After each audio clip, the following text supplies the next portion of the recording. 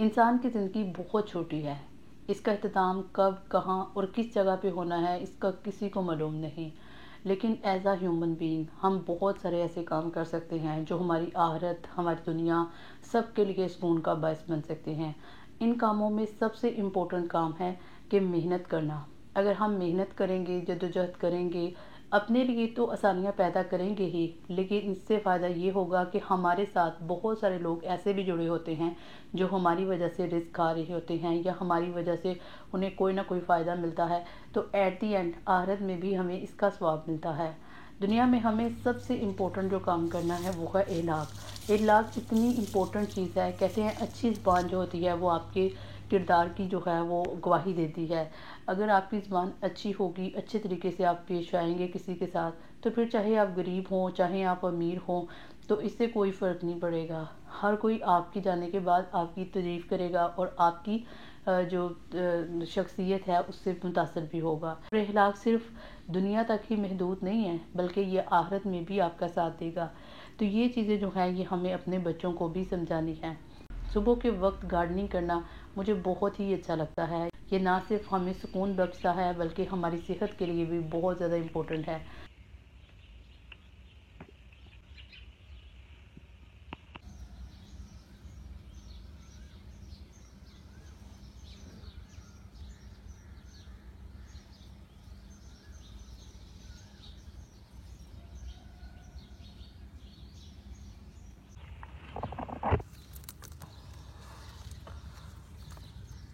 पुदीने को हार्वेस्ट करने के बाद मैंने एक बहुत ही कमाल की चटनी बनाई। इस चटनी में आपने क्या क्या ऐड करना है आप सभी देख चुके हैं।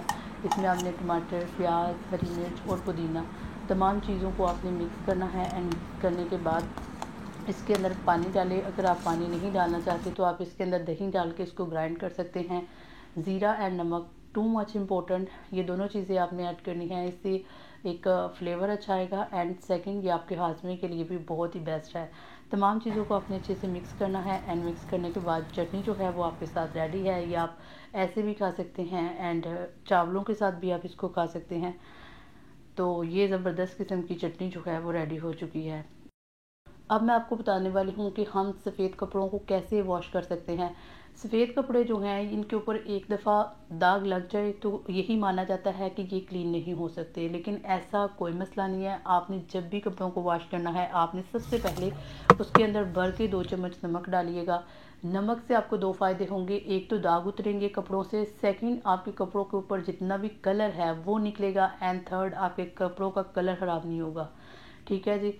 तो साथ में आप सर्फ डालें, किसी भी अच्छे ब्रांड का डालें जो भी आप इस्तेमाल करते हैं। तो इसके बाद आपने अपने वाइट कपड़ों को डालना है और अच्छे से इनको वॉश कीजिएगा।